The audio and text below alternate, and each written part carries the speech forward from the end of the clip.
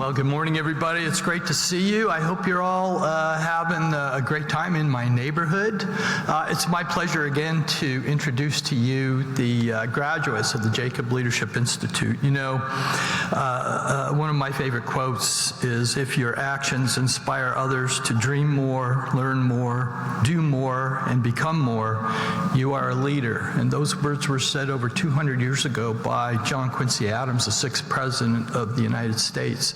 And it's really the basis on which we've built the Jacob Leadership Institute. You know, 7 years ago, this idea came to fruition by Dan Kirby. Dan, I can't see you, or you're out there. Stand up, Dan. Dan Kirby takes the credit for being the brainchild behind this. And he called me and asked if I would lend my name to it. Well, he didn't really do that. He told me I was going to lend my name to it. And it's my honor to do so.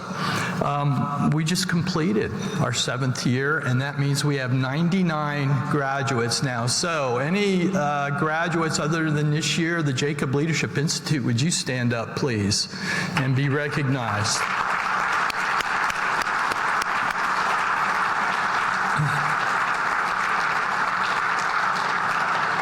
You know, it's an intensive 6-month program. We have Brett Hood, who is our instructor, who's been here for every year. It's pretty amazing stuff, and it continues to grow and build. And you know you've reached success when I got a call from AI California earlier this year to say, you know, we're starting a program exactly like yours, and we're actually hiring your instructor too. So when your program and the work you do goes beyond where you operate, then you know you're really doing something right. So we're very excited and very proud of it. And any of you out there want to be in the class next year, applications are now being accepted if you go onto the website, the AIA Florida website. So I encourage you to do so. So I'd like to start with first introducing you to my good friend and a special guest we have with us here today, the 2012 President of the American Institute of Architects, Mr. Jeffrey Potter from Dallas, Texas. Jeff, if you would come up and help us.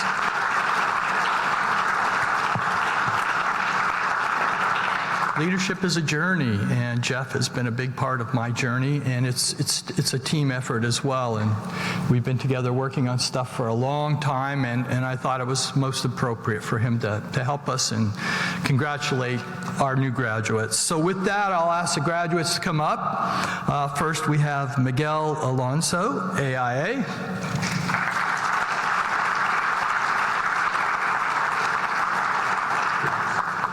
We have Julia Epstein, AIA.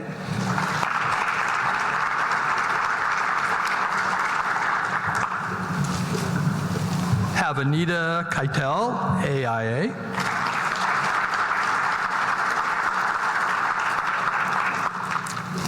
Itzel Lozada, AIA.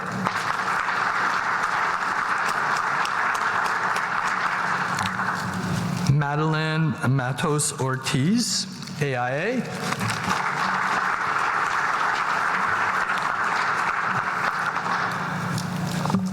Marley McCantor, AIA.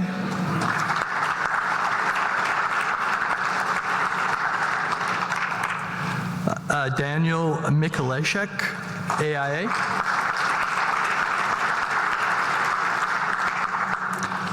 Carlene Morgan, Associate, AIA.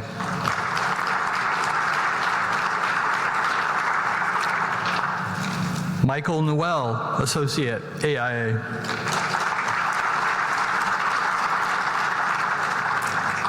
Dora Atano, Associate, AIA. Let's scrunch together. Christina Pelizzetti, International Associate, AIA.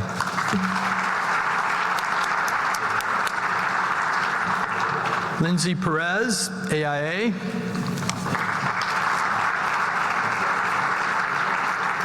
Mickey Rushing, Associate, AIA.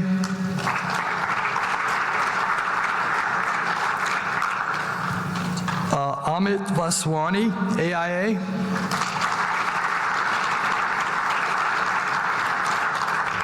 And Kayla Warner, AIA.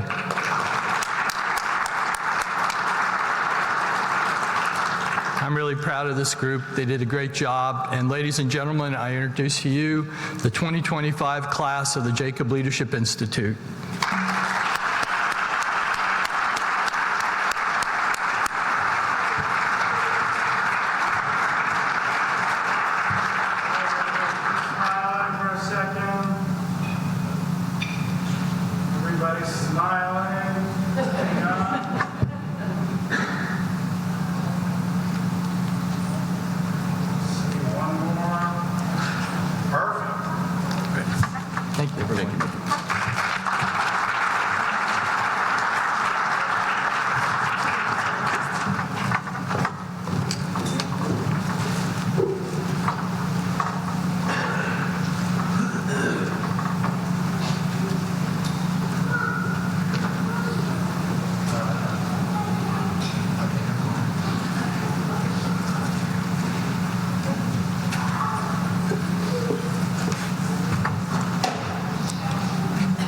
Okay, as always, I don't pay attention to instructions. So now it's time for me to introduce our keynote speaker, Mayor Bob Buckhorn. Earlier today, it's always pressure when you have to introduce Bob, because he reminded me earlier today that even as a former mayor, he still has the ability to shut my water off if I don't do a good job. So a proud graduate of Penn State University with a very long history of service in the city of Tampa, Bob is currently Executive Vice President and Principal of U.S. Cities Practice for Shumaker Advisors in Florida, where he provides communication strategy, public affairs consulting, and business development services across Florida. In his role, he remains focused on economic development opportunities and urban development strategies while working with clients to improve the overall quality of life in our community, which he is the best at. His legacy here in Tampa has been built on 4 decades of public service in our community, from serving on city council, acting as chief of staff to the mayor, and being the vocal ambassador for our city. He served as mayor from 2011 to 2019, where he led and inspired more than 4,300 dedicated and forward-thinking civil servants and really transformed how they operated in this city. Additionally,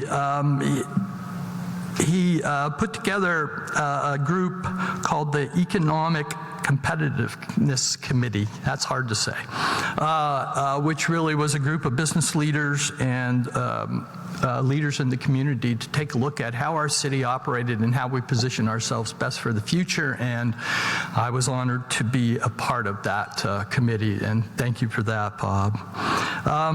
He is a master of balancing the budget, and while he was doing that after a severe budget shortfall when he took office, he continued to make strategic investments in infrastructure that position Tampa to compete with top-tier cities across the country. He also was the mastermind for the Tampa Envision Plan, which is still the blueprint for development of the urban core of Tampa. And if you want to see the result of that, just walk outside the doors of this hotel and take a look around to see what Tampa has become and what it continues to do to grow. He has been the foundation of this city. He has brought us to start striving for excellence by thinking beyond where we've been thinking before, and he continues to do that. So, the questions are, will he run for mayor? Will he bring a ballpark for the Rays to Tampa? Will he continue to build this city? Will he be seen on the Riverwalk every day? If you stay tuned, you will find out. So if you enjoy energy, enthusiasm, and visionary action, you've come to the right place this morning. So strap on your seatbelt and get ready for a unique ride through the incredible legacy he has and a talk about the evolution of Tampa that Bob has built through his leadership. Ladies and gentlemen, the Honorable Bob Buckhorn.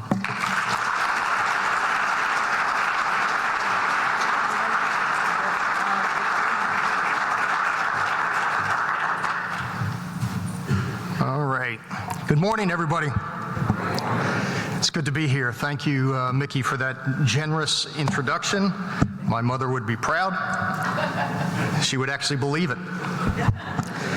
I had the opportunity a number of years ago to speak to the national convention up in Washington, D.C. when Mickey was the president, and I think it's taken AIA this long to recover from that. So I am thankful that you ran out of speaker options, and I was your choice.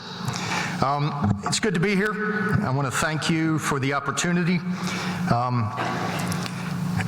I got here a little bit early, and I went to what I thought was the building that this event was being hosted in, and I knew that architects were creative people, and I knew that they had a flair for fashion.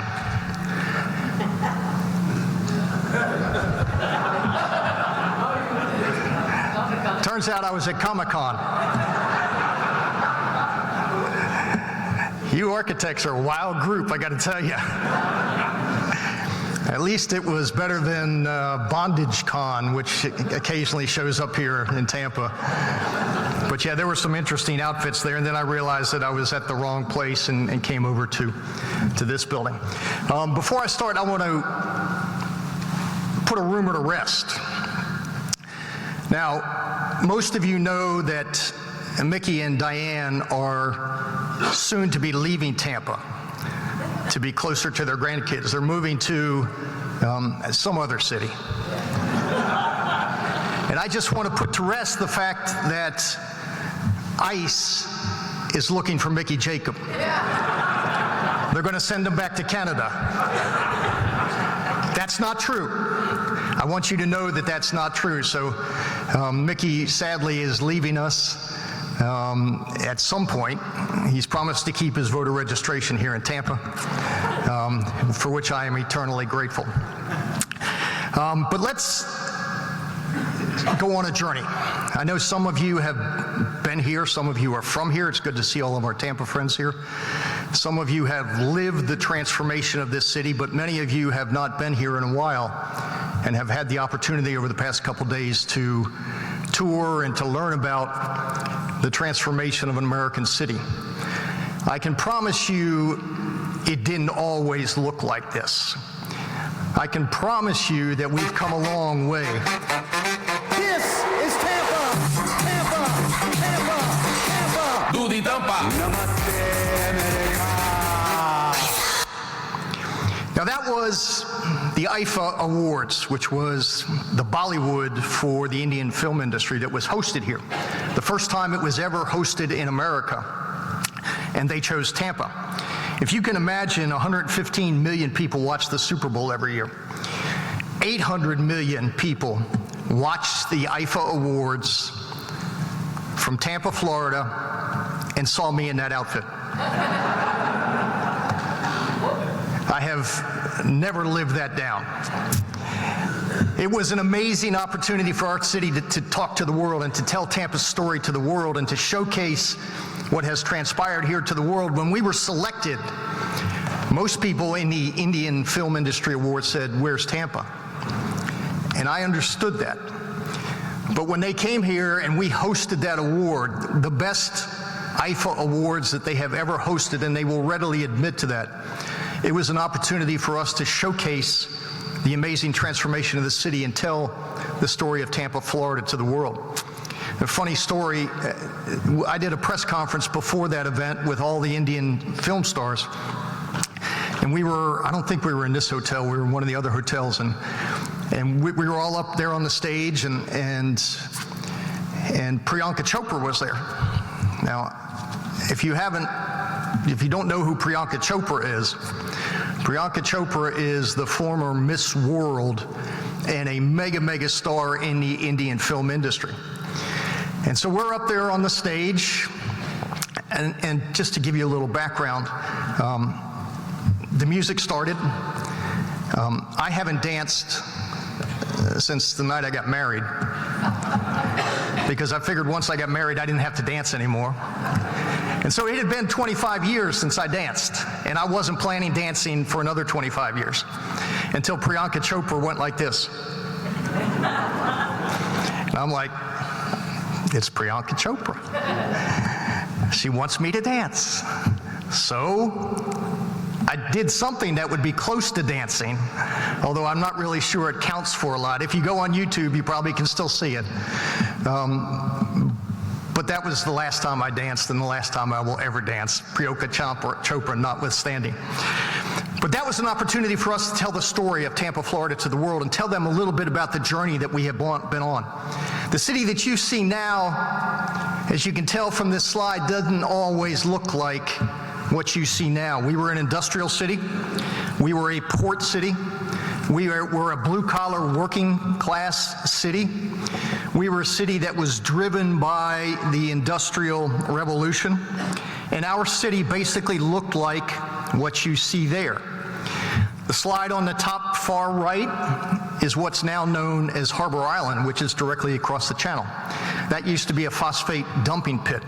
When I first moved to Tampa in 1982, there was one high-rise and Seddon Channel, and the phosphate dumping pit consisted of basically a couple acres of overgrown phosphate tailings, rats, and a little trestle bridge that crossed the channel right here to get across there, where local kids used to go and shoot rats and, do what teenage boys will do.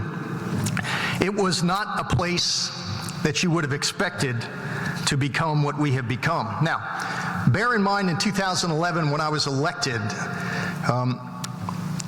Tampa had been knocked flat. We were in the midst of the worst recession since the Great Depression. We had thousands of houses in some state of foreclosure. We had corporations that were closing down. We had businesses that were shuttering. We had young people, our best and brightest kids, that intellectual capital, our sons and daughters and grandsons and granddaughters, were fleeing for places like Charlotte, North Carolina, and Austin, Texas, and Raleigh, Durham, and Atlanta. Places where there was hope, because there was no hope here. It was a dark time for our city. And when I was elected, I asked the people of this community to believe. Not just to believe in me, but to believe that things were going to get better. That we were going to emerge out of that darkness in a better place.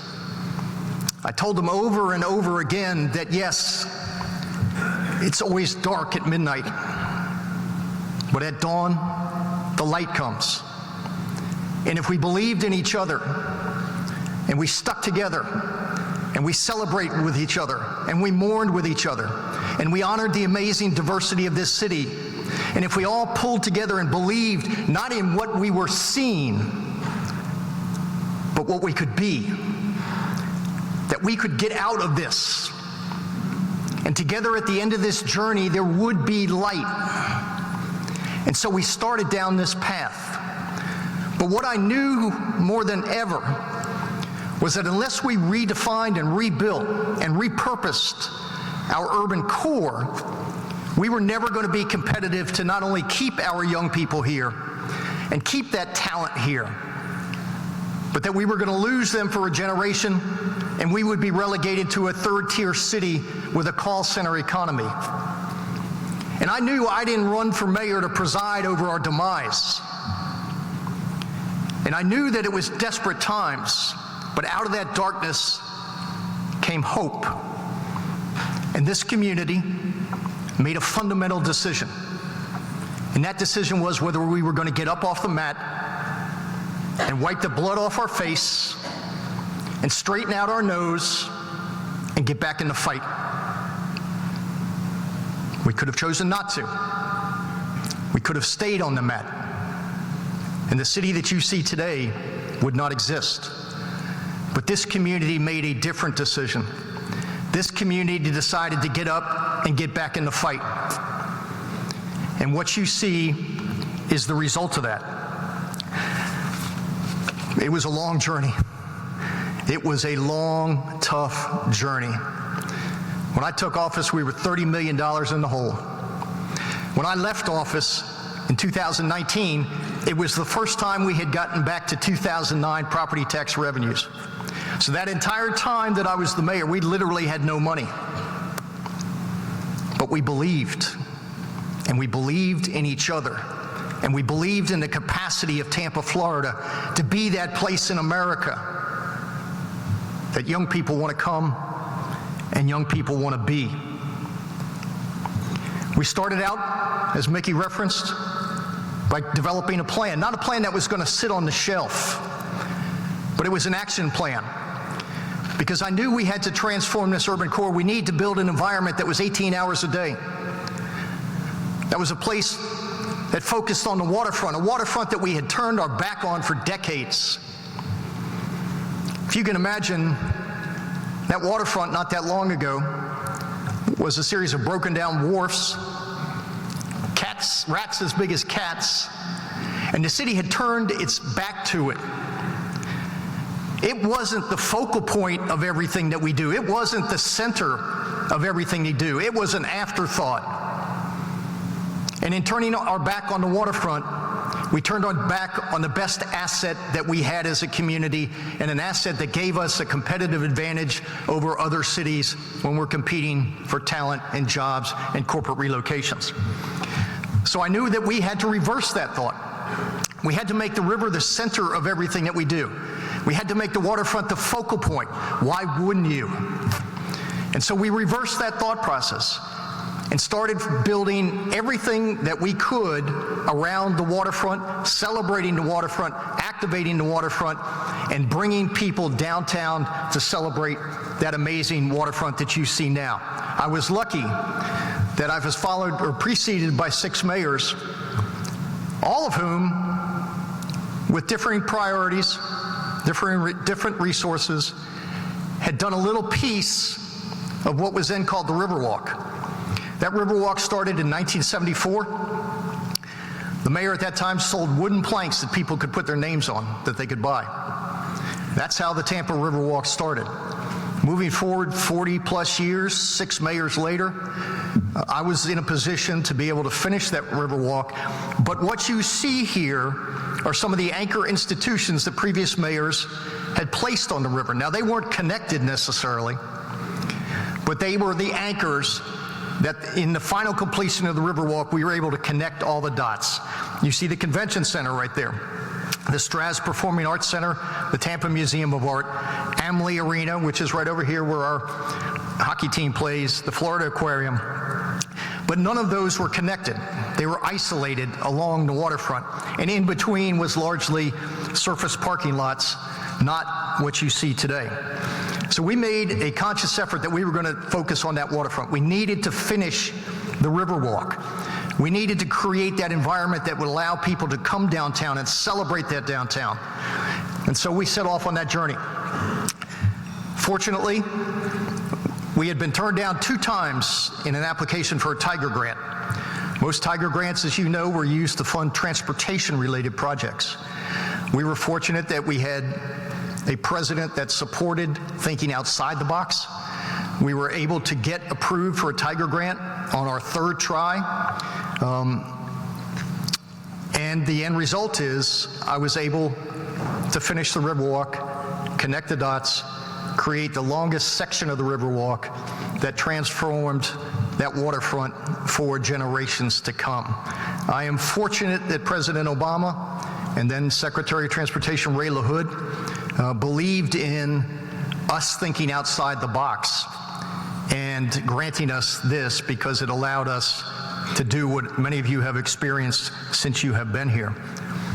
Now, what occurred as a result of that? As we extended the Riverwalk up the river, and I know for those of you that took the river taxi the other day, you saw some of this. If you went north of the Straz Performing Arts Center, there was nothing. Nothing.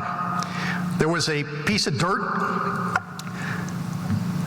an abandoned city water facility, and an abandoned Tampa Armature Works, where they used to repair the trolleys that ran through Tampa many, many decades ago.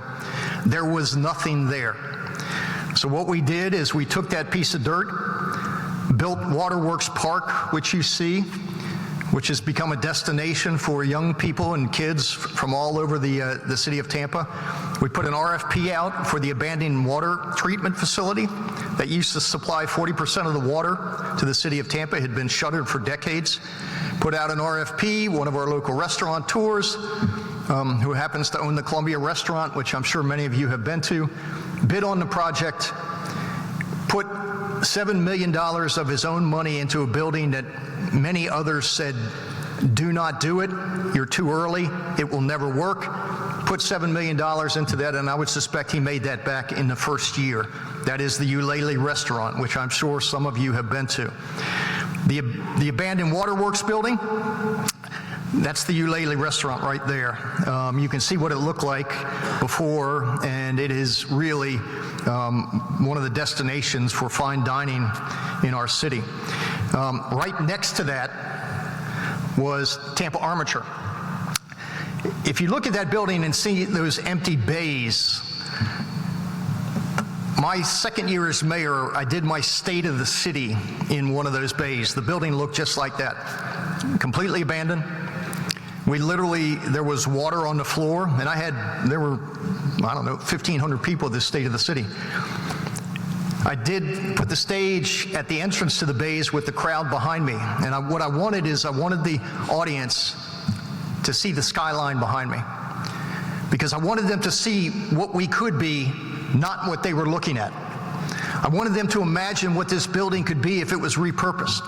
I wanted them to see that skyline and recognize that our downtown doesn't stop at the interstate, that our urban core expands all the way around the river. And with the river as the focal point, this is what we could do. So I asked them to believe not in that picture, but in what Tampa Armature has become, which is a destination for thousands of people every night, and on the weekends, it's packed. That Riverwalk, as you can see, was voted a top destination in America. It has changed the trajectory of this city forever.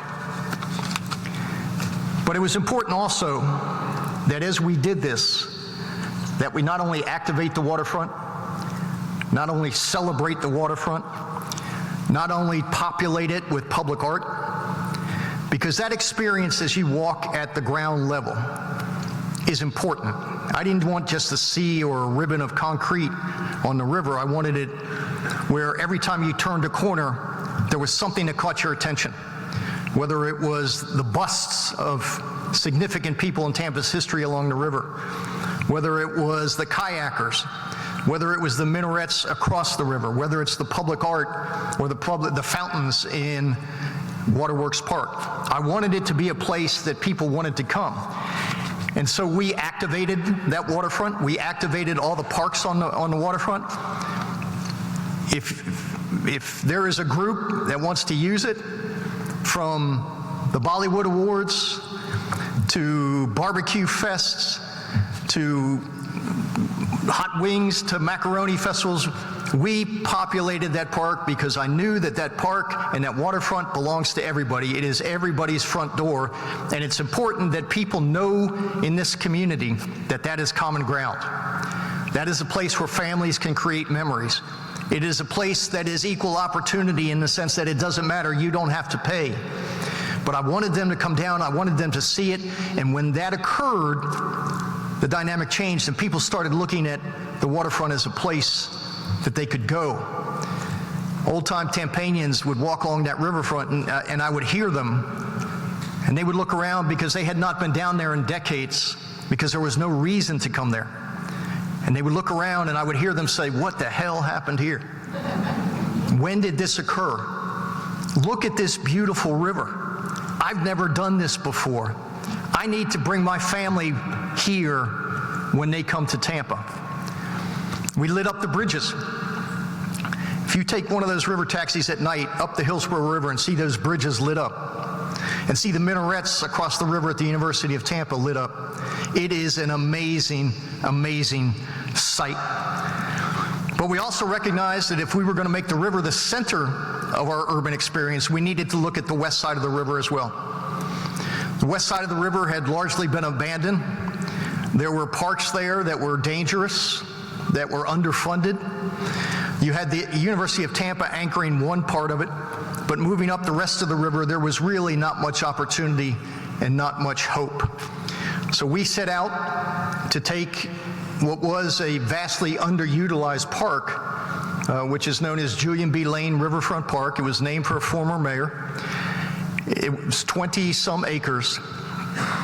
And I knew that if we could repurpose that, and if we could reimagine that we could transform the west side of the Hillsborough River as well. Because I knew that that public investment would lead to private investment around this space. And that is exactly what has happened around Julian B. Lane Park. It is and remains a destination, one of the largest parks in our park system. It was expensive, but it was worth every penny that we put into it.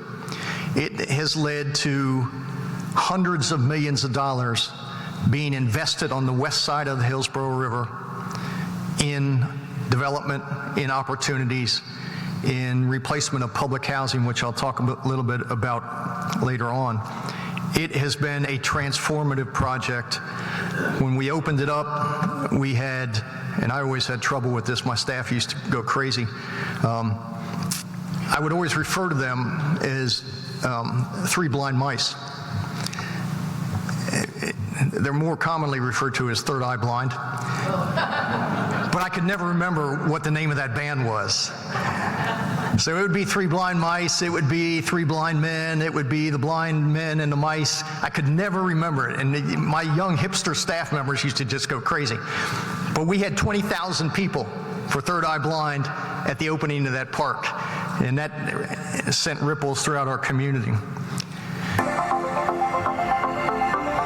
Julian B. Lane Riverfront Park, Tampa, Florida. The redevelopment of Julian B. Lane Riverfront Park transformed a park that was unsafe and uninviting into a vibrant, engaging, and sustainable public space. This riverfront park was part of a broader effort to reorient downtown Tampa around the Hillsborough River and revitalize West Tampa. The West Tampa plan, which identified this park for investment, resulted from Mayor Bob Buckhorn's participation in the ULI Daniel Rose Fellowship Program. The park resulted from the largest public outreach effort ever by the Tampa Parks and Recreation Department and brought together 4 community-driven priorities. Areas for family and community gatherings, first-class active recreation facilities, access to the Hillsborough River from a river promenade just 3 feet above the water's surface, a boathouse, and a floating pedestrian dock, and recognition of the history of the site and community through historical markers and works from 3 artists. The park design included moving the seawall back into the park to bring the river closer to the people, which also created a calm cove for kayak and paddleboard renters. The design includes 2 living shoreline elements along the seawall, providing habitat for marsh vegetation and marine animals.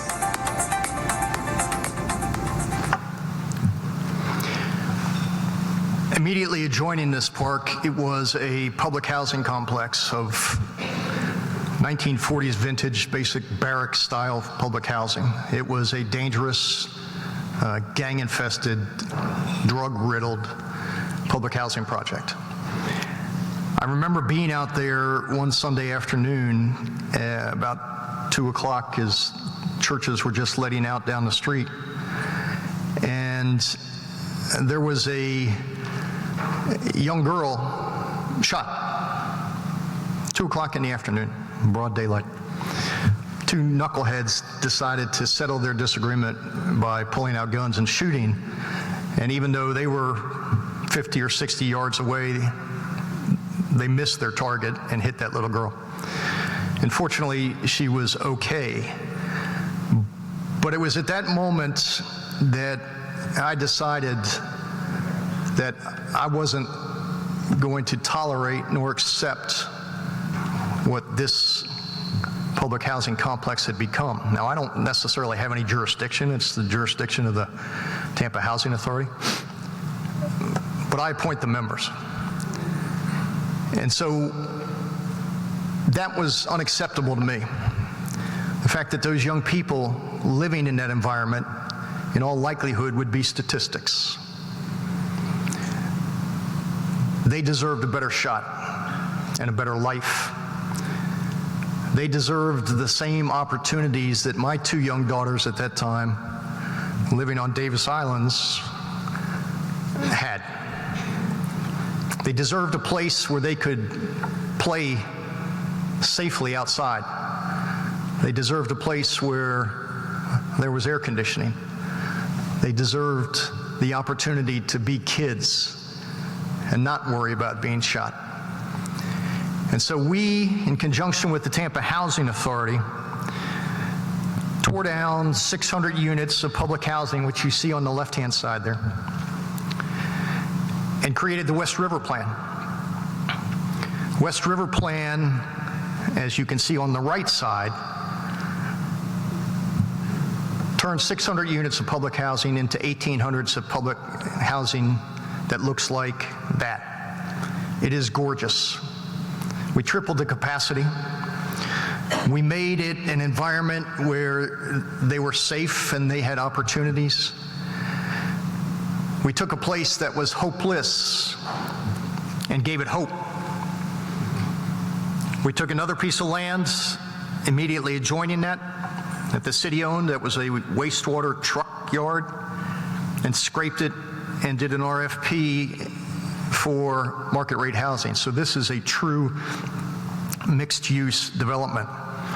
At its completion, it will be a $500 million project.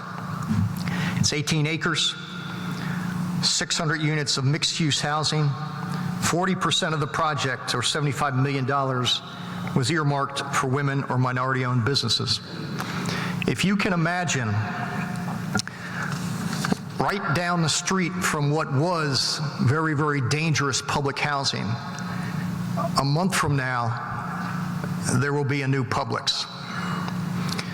So those of you in this business know how hard it is to get Publix to invest, particularly in what was a food desert, particularly what was in a very high crime neighborhood. But the transformation of that public housing and the recognition that as we grow, we can't leave anybody behind, resulted in literally hundreds of millions of dollars of private investment, and what will now have a Publix anchoring that, and thousands of lives being transformed. You can see from this slide some of the other ancillary things that will come with this development. It is a model for what local government and public housing partnership can do. It is a really, really exciting future for West River. Now, this is where we are right now.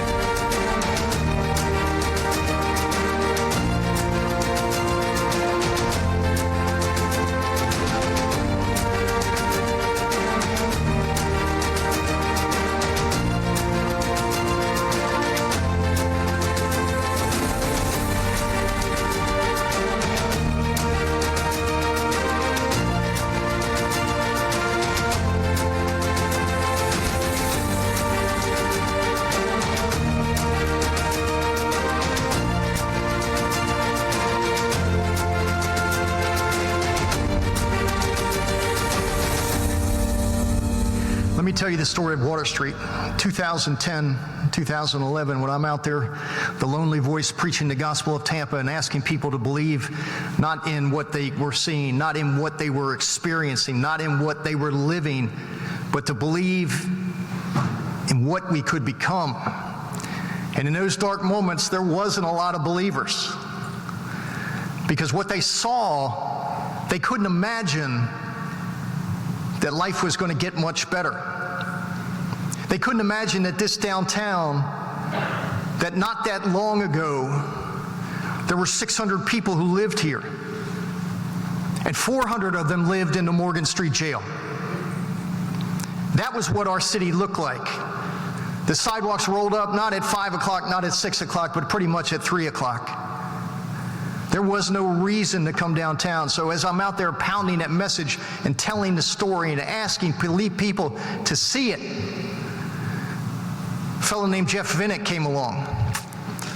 Jeff Vinnick had made a lot of money in his previous life, and he turned 50, and one of his friends asked him, "Jeff, what do you want to do now?" And he said, I think I want to buy a sports team. I mean, I wake up every day thinking I want to buy a sports team. And then my wife reminds me, no, that's not going to happen. So he went out and bought some books, literally. And he loves to tell this story. He went out and bought some books to learn how to buy a sports team. And so he bought the Tampa Bay Lightning, which at that point were in pretty dire straits. They were a lot like this city. They too had been knocked to their knees. So he bought the Tampa Lightning, and he made the commitment to move his family and to move his hedge fund to Tampa, Florida. And he started to see, and he started to hear that message. And he saw the Amalie Arena surrounded by surface parking lots, most of them dirt. And Jeff Vinnick is not a developer. He ran a hedge fund. He was the boy wonder investment manager for Magellan Fund. But he wasn't a developer, so he bought some more books.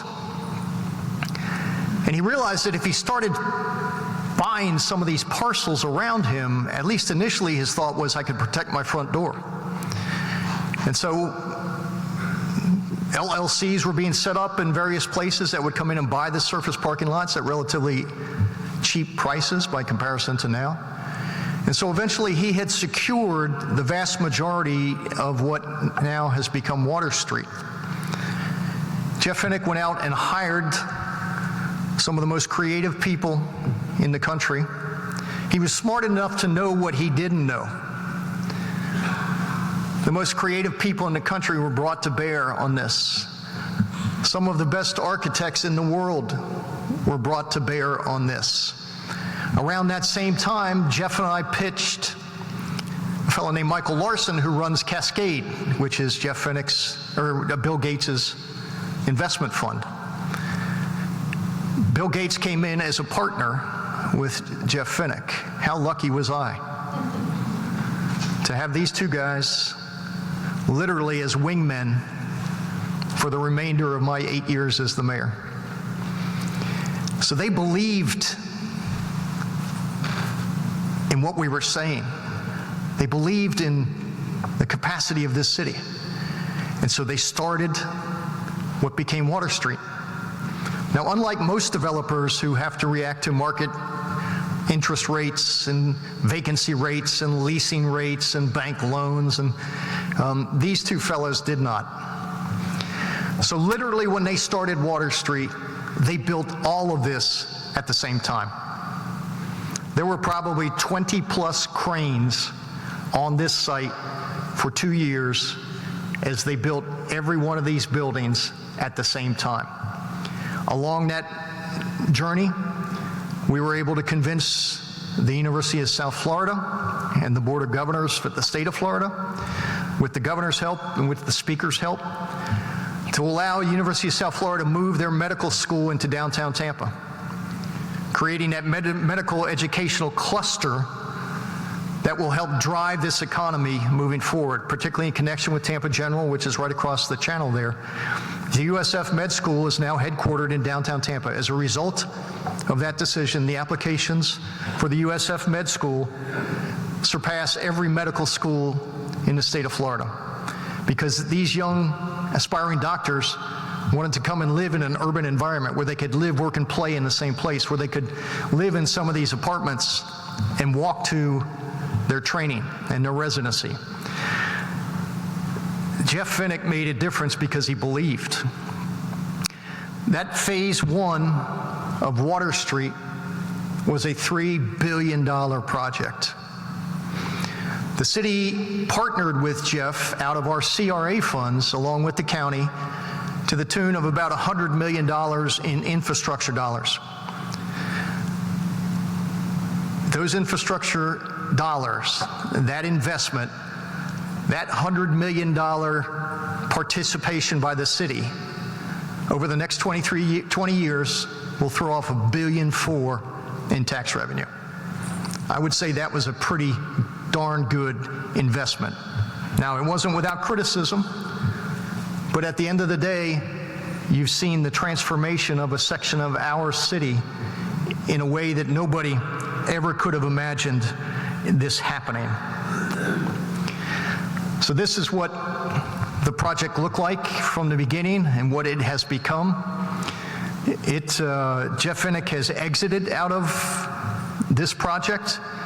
This project is now, phase two is starting, literally a couple blocks that way, is now entirely Cascade doing it. I don't know that they're going to proceed at the same pace that they did before, but they are committed to this community and they are very excited about what this project has become.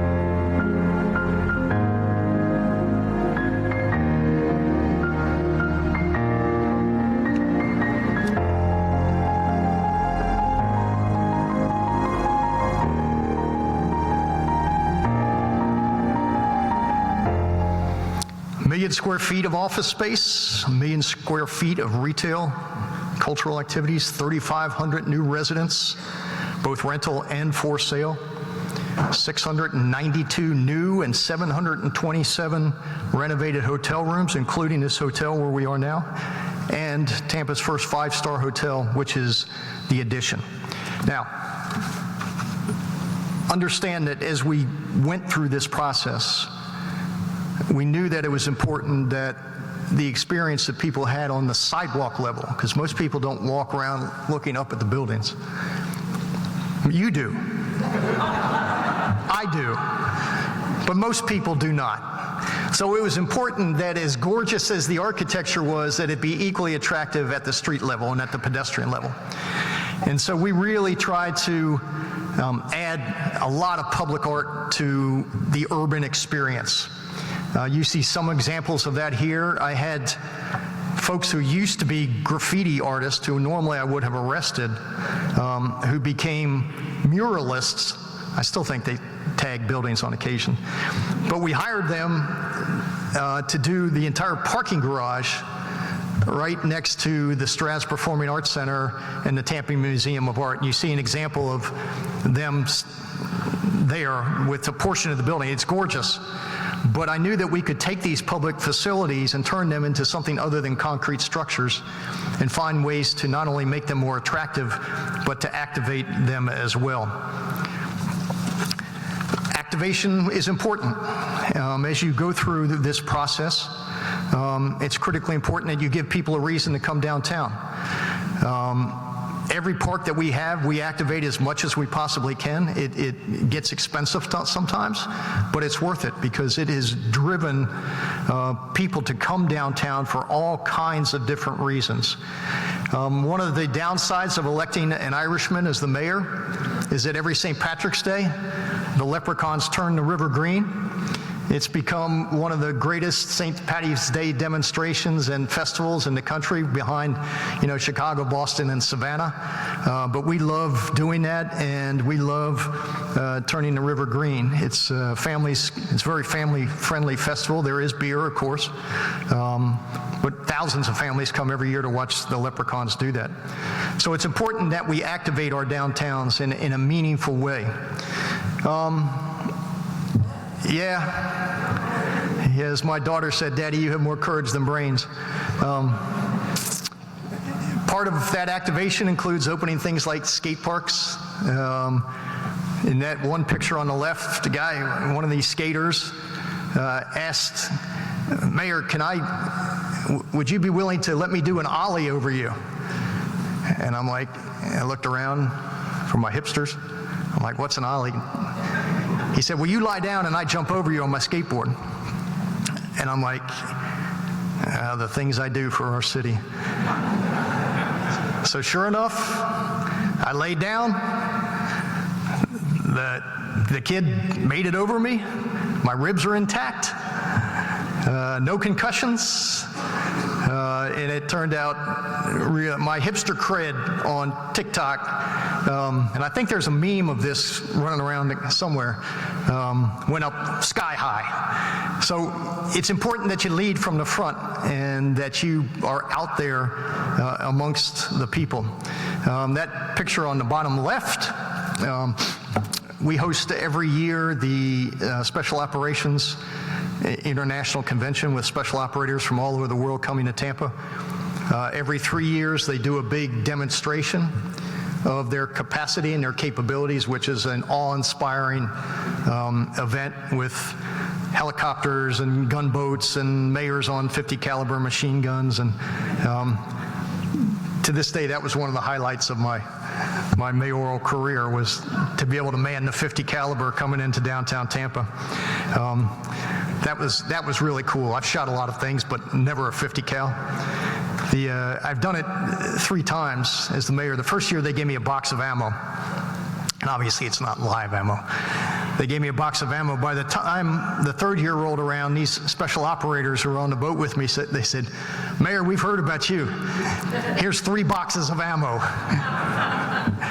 That picture is my screenshot on my phone. I don't think the PETA folks ever voted for me anyway, so it's not going to make much difference.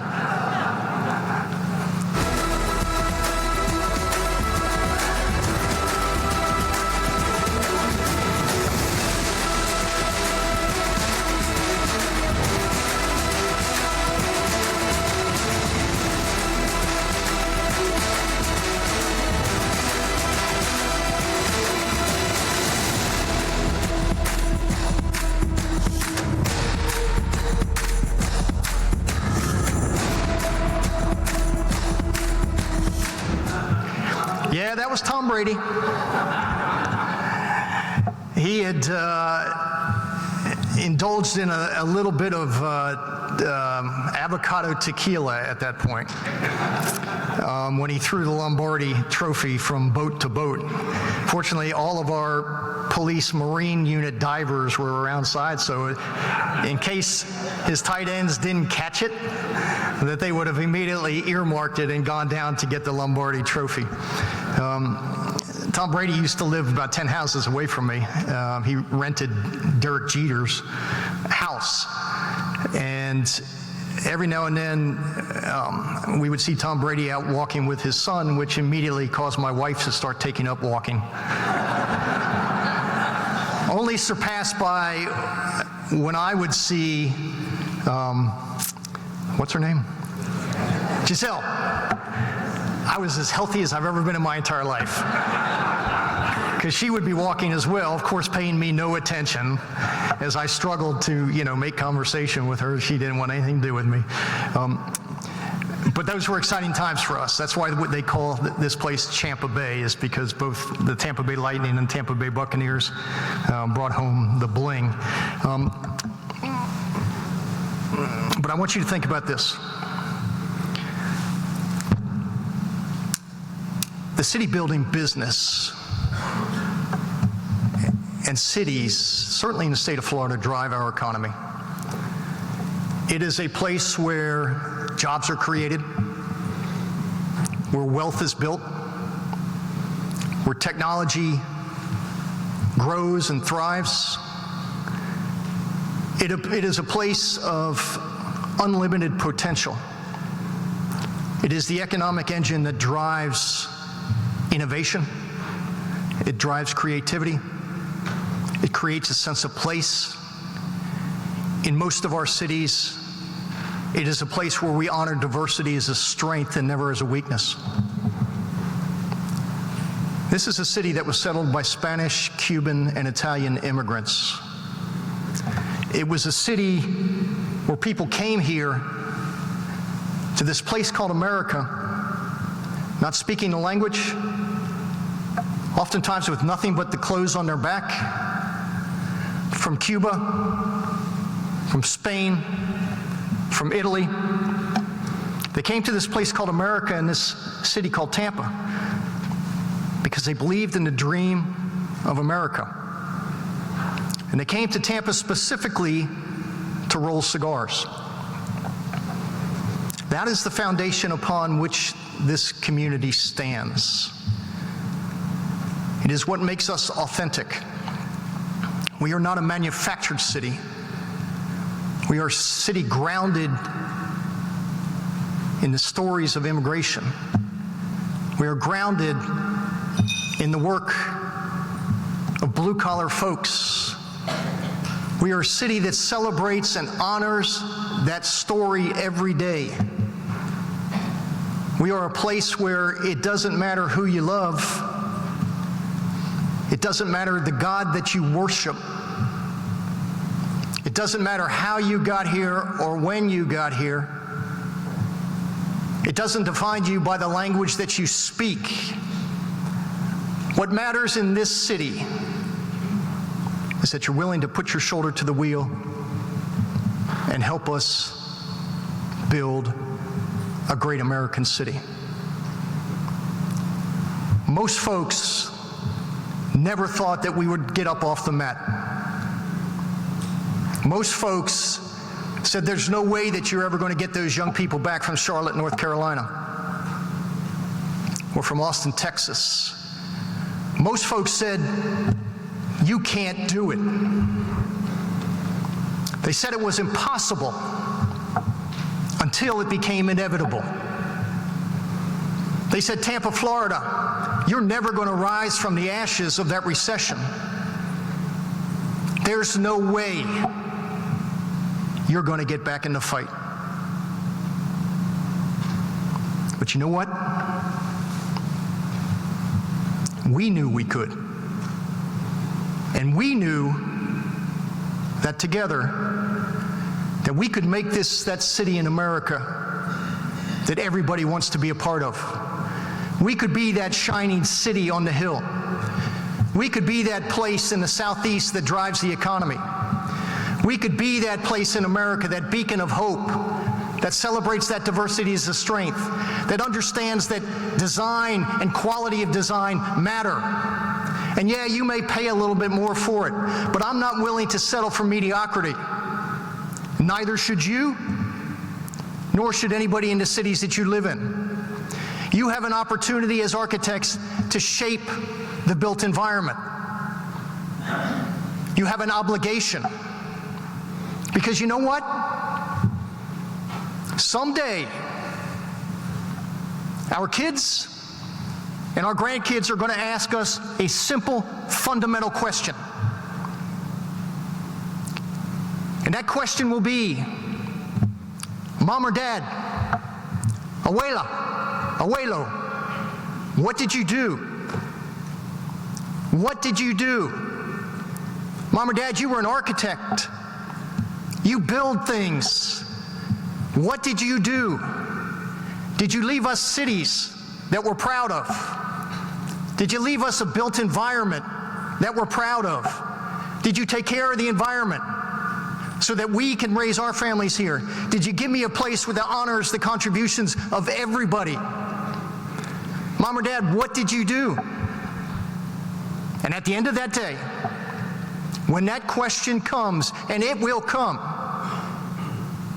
We need to be able to say, each of us, son, sweetheart, I did the best I could, and my city is a better place because of us. Don't ever let them tell you that you can't make a difference. Don't ever stop advocating for good design. Don't ever stop believing in the capacity of cities to be the economic engines that drive this country. Don't ever not celebrate the amazing diversity of your communities. Stand up in the face of bigotry. Stand up in the face of folks that would tear us down. Stand up in the face of those that would point to somebody who looks differently than them and say, that's the problem. That's not America. That's not Tampa. That's not what we believe in. That's not what you believe in. So stand up. And at the end of the day, just like this city did, we can rise from the ashes. We can believe in that capacity to be better. We can build great American cities. We can celebrate urban design as a value. We can create those places in America where the best and the brightest want to be.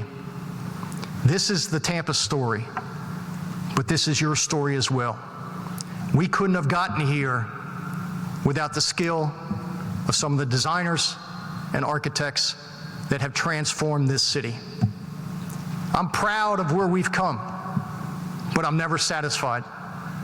Our journey's not done yet. We have more chapters to write. This is just the beginning. This is not the end. So I thank you for your contributions. Stay in the fight. Never stay on the mat. And at the end of the day, we can tell those kids, I did the best I could, and my city's a better place because of it. Let's go get the job done. Thank you.